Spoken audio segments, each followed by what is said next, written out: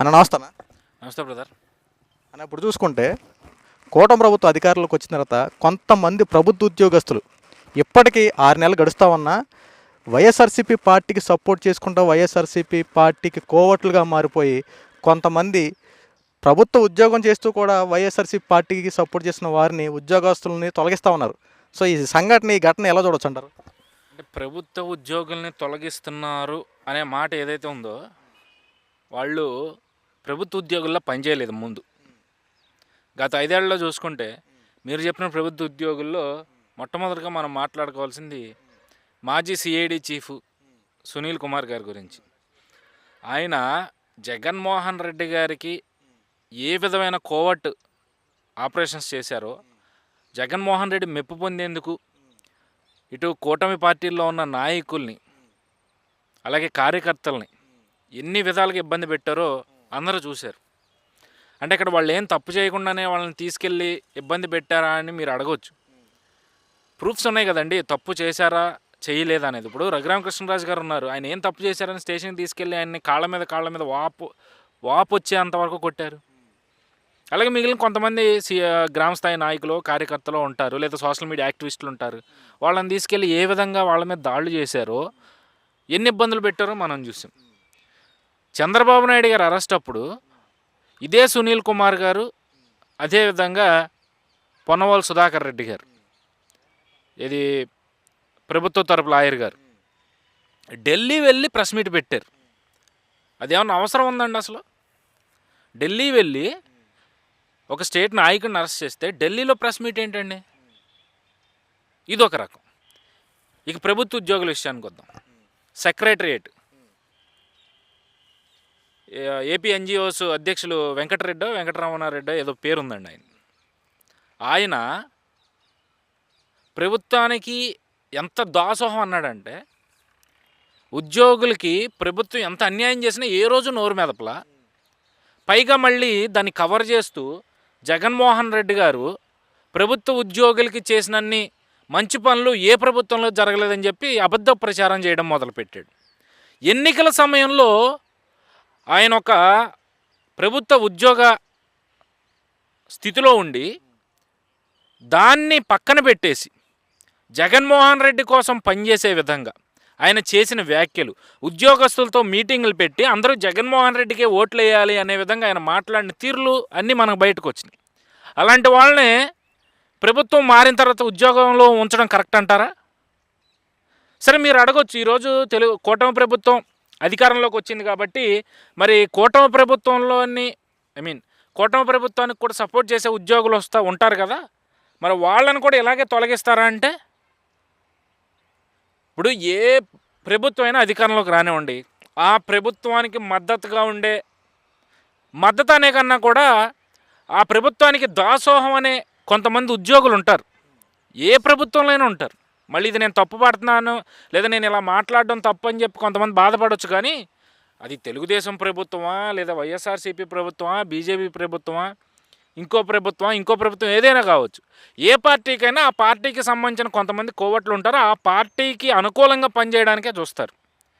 కానీ ఇది ఏ స్థాయికి చేరిపోయిందంటే, గత 5 ఏళ్లలో జగన్మోహన్ రెడ్డి ఇంట్లో పాలేరులా వ్యవహరించారండి కొంతమంది ప్రభుత్వ ఉద్యోగులు.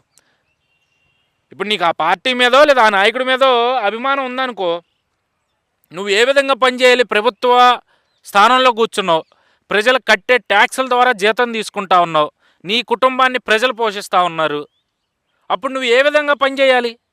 నీకు ఒక నాయకుడి మీద అభిమానం ఉందనుకో, అది గుండెల్లో పెట్టుకో, నీ ఓటు రూపంలో చూపించుకో, లేదా ఎవరికి ఇబ్బంది కలగని విధంగా ఆయనకి సేవలు చేసుకుంటావో లేదా ఆయన ప్రభుత్వానికి సేవలు చేసుకుంటావో చేసుకో. అవన్నీ పక్కన పెట్టేసి నువ్వు చేసే చేష్టల వల్ల సామాన్యుడు కూడా ఇబ్బంది పడుతూ ఉన్నప్పుడు ప్రభుత్వాలు మారినప్పుడు చూస్తూ ఊరుకుంటాయా? తీసి పక్కన పడేస్తాయి. ఇప్పుడు జరుగుతుంది కూడా అదే. ఇక్కడ నేను కేవలం 2 మెన్షన్ చేశా. అలాంటి వాళ్ళు కొన్ని 100 మంది ఉన్నారు ప్రభుత్వ ఉద్యోగుల్లో. గత 5 ఏళ్లలో జగన్మోహన్ రెడ్డికి దాసోహం అంటూ సామాన్యుల్ని ఇబ్బంది పెడుతూ జగన్మోహన్ రెడ్డే సర్వస్వం అన్న విధంగా ఫీల్ అయ్యి ఆయన ఎడ్డమంటే ఎడ్డమంటాం, తెడ్డమంటే తెడ్డమంటాం, ఈ విధంగా వ్యవహరించి ఈరోజు ఇబ్బందుల్లో కొని తెచ్చుకున్నారు. ఆయన పేరేది ఉందండి. ఆ రోజు చంద్రబాబు నాయుడు గారు అరెస్టుకు ముందు పెద్దిరెడ్డి రామచంద్రారెడ్డి గారు కాన్స్టిట్యున్సీకి వెళ్ళినప్పుడు అక్కడ ఒక ఎస్పీ ఉంటారు. ఏదో రెడ్డి అండి ఆయన పేరు, సరిగ్గా నాకు స్ట్రైక్ అవ్వట్లేదు. కాదు కాదు కాదు. సో ఆ ఎస్పీ గారు కూడా ఏ విధంగా వివరించారో చూసాం. అక్కడ తప్పు చేసిన వాళ్ళని అరెస్ట్ చేయడం మానేసి వాళ్ళ మీద కేసులు పెట్టడం మానేసి చంద్రబాబు నాయుడు మీద కేసులు పెట్టారు, ఆ కార్యకర్తల మీద కేసులు పెట్టారు. ఒక్కచోటనే కాదు, ఎన్నో రాష్ట్రంలో ఉన్న 175 నియోజకవర్గాల్లో కూడా ప్రభుత్వ ఉద్యోగులు, ఏది గ్రామ సచివాలయాల దగ్గర నుంచి సెక్రటరియట్ వరకు ఉన్న ఉద్యోగుల్లో కొన్ని వందల మంది, సరే 100 మంది అంటే అది పెద్ద సంఖ్య అవుతుందని మీరు అనుకోవచ్చు. సరే మనం ఫర్ ఎగ్జాంపుల్ మరీ ముఖ్యంగా ప్రభుత్వానికి దాసోహం అన్న ఉద్యోగులు కొన్ని పదుల సంఖ్యలో ఉంటారండి. ఆ పదుల సంఖ్యలో ఉన్న వాళ్ళని తొలగించాల్సిన బాధ్యత ప్రభుత్వం మీద ఉంది కదా. అలా కాకుండా వాళ్ళని కొనసాగించారనుకోండి, ప్రభుత్వం ఏదైనా మంచి చేయాలని ఒక ప్రయత్నాన్ని మొదలు పెడితే దాన్ని చెడగొట్టడంలో ముందు వరుసలో వీళ్ళే ఉంటారు. అలాంటప్పుడు వాళ్ళని ఆ ఉద్యోగాల్లో కొనసాగిస్తే ప్రభుత్వం అనుకున్న మంచి పనులు ప్రజల్లోకి ఎలా వెళ్తాయి? వెళ్ళాలి అంటే ఆ ఉద్యోగానికి గౌరవించే వ్యక్తుల పదవుల్లో ఉండాలి. ప్రభుత్వం అక్కడ ఉన్నది ఏ ప్రభుత్వం అయినా కావచ్చు, ప్రభుత్వం కాన్స్టెంట్గా ఉంటుందండి, మారేది పార్టీలే. అంటే ఇక్కడ ఉద్యోగస్తుడు ఏం ఆలోచించాలి అంటే, ప్రభుత్వం అంటే మీరే. ఏ పార్టీ అధికారంలోకి వచ్చినా కాన్స్టెంట్గా పని చేయాల్సిన వ్యక్తులు మీరు. అలాంటప్పుడు ఏదో 5 ఏళ్లకోసారి మారే పార్టీలకి దాసోహం అనడం ఎంతవరకు కరెక్టో మీ మనస్సాక్షిని మీరు ప్రశ్నించుకోండి. మీ వల్ల మీ వెనుకున్న కుటుంబీకులు ఇబ్బంది పడతా ఉన్నారు, మీ ఎదురుగా ఉన్న సామాన్య ప్రజలు ఇబ్బంది పడతా ఉన్నారు. అలాంటప్పుడు ఏ ప్రభుత్వ ఉద్యోగి అయినా సరే కరెక్ట్ దారిలో వెళ్ళాల్సిన అవసరం ఆవశ్యకత ఉంది. సో ఇక ముందైనా ఇలాంటి కల్చర్ని పక్కన పెట్టి మనమే ప్రభుత్వం అనుకుని సరిగ్గా పనిచేసే ఉద్యోగులు ఉంటారు, వస్తారు అని చెప్పి నేను ఈ సందర్భంగా ఆశిస్తా ఉన్నా. గతంలో కూడా ఇదే కాతాంబరి జత్వాని హీరోయిన్ విషయంలో కూడా ఐపీఎస్ అధికారులు ముఖ్యంగా విషయాలు కొన్ని రకరకాలు ఒక సీనియర్ పోస్ట్లో ఉన్న అంటే నేను కొన్ని ఎగ్జాంపుల్సే చెప్పా, ఇలాంటి ఎగ్జాంపుల్ కొన్ని వందలు ఉన్నాయి. ఈరోజు జత్వానీ గారి కేసు కావచ్చు, లేదంటే డాక్టర్ సుధాకర్ గారి కేసు కావచ్చు, లేదంటే డ్రైవరు మర్డర్ చేసిన అంశంలో ఎమ్మెల్సీ అనంతబాబుని సపోర్ట్ చేసిన అంశంలో కావచ్చు, లేదంటే ఇసుక అక్రమంగా తరలిస్తున్న పట్టించుకొని అధికారులు కావచ్చు, భూ కబ్జాలు చేస్తున్నప్పుడు మనకెందుకు లేని సైలెంట్గా ఉన్న రెవెన్యూ స్థాయి అధికారులు కావచ్చు, లేదంటే మన ఎగ్జాంపుల్ మన దగ్గరలో ఉన్న పోలవరం కాలువకు సంబంధించిన మట్టి తవ్వకాలు చేస్తూ ఉంటే అడ్డుకోవడానికి వెళ్ళిన తెలుగుదేశం, జనసేన, బీజేపీ నాయకుల మీద కేసులు పెట్టిన అధికారులు కావచ్చు, లేదంటే సోషల్ మీడియాలో ప్రభుత్వ తీరును ప్రశ్నించిన వారిని అరెస్టు చేసి చిత్రహింసలు పెడుతున్నప్పుడు అక్కడికి వెళ్ళి ఇదేంటి అని ప్రశ్నించిన వాళ్ళ మీద అక్రమంగా కేసులు బనాయించి ఇబ్బంది పెట్టిన పోలీసు అధికారులు కావచ్చు, వేరే స్థాయి అధికారులు కావచ్చు, ఇలాంటి వాళ్ళు కొన్ని వందల సంఖ్యలో ఉన్నారండి.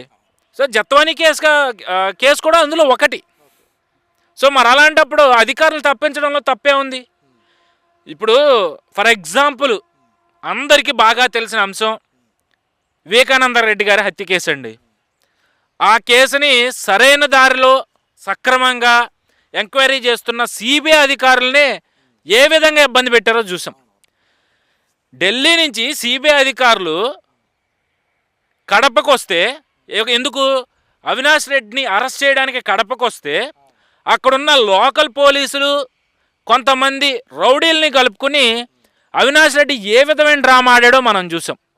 అంటే ఇంత దారుణంగా రాజ్యాంగాన్ని కూనీ చేసేసి అధికారుల్ని తమ ఇంట్లో వాచ్మెన్ లాగా వాడుకుని ఈరోజు ఆ ప్రభుత్వ ఉద్యోగిని తీసేస్తున్నారు, ఈ ప్రభుత్వ ఉద్యోగిని తీసేస్తున్నారంటే లోకేష్ గారు రెడ్ బుక్లో పదే పదే ఒక అంశాన్ని ప్రస్తావిస్తూ ఉన్నారండి. ఏదైతే చట్టానికి విరుద్ధంగా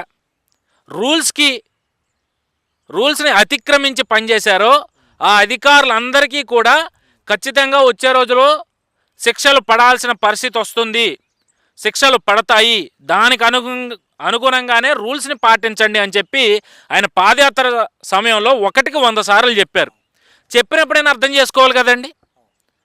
నువ్వు తప్పు చేయకుండా రెడ్ బుక్లో నీ పేరేమి నమోదు చేయలేదే, నువ్వు తప్పు చేసావు కాబట్టి రూల్స్కి విరుద్ధంగా ఆ రోజు వ్యవహరించావు కాబట్టి ఆ రోజు ఎర్ర పుస్తకంలో లోకేష్ గారు నీ పేరుని మెన్షన్ చేశారు. సో మెన్షన్ చేసినప్పుడు రూల్స్ని అతిక్రమించావు, ప్రభుత్వానికి వ్యతిరేకంగా పనిచేస్తూ ఉన్నావు, ప్రజలకు ఇబ్బంది కలిగించేలాగా నీ పనితీరుంది. అలాంటప్పుడు చూసి చూడనట్టుగా వదిలేయమంటారా? ఇక అలా చేస్తే జగన్మోహన్ రెడ్డి పరిపాలనకి ఇప్పుడున్న కూటమి పరిపాలనకి తేడా ఉంటుంది. సో ఆ తేడాని క్లియర్గా చూపించాలి. ప్రజలు ఇబ్బంది పడకూడదు. ముఖ్యంగా ఇలాంటి అధికారులను చూసి మరొక 10 మంది అధికారులు తయారవ్వకూడదు. అంటే ఇలాంటి కఠినమైన నిర్ణయాలు తీసుకోవాల్సిన అవసరం ఉంది. ఆ అవసరాన్ని ఈరోజు కూటమి ప్రభుత్వం అనుసరిస్తూ ఉంది.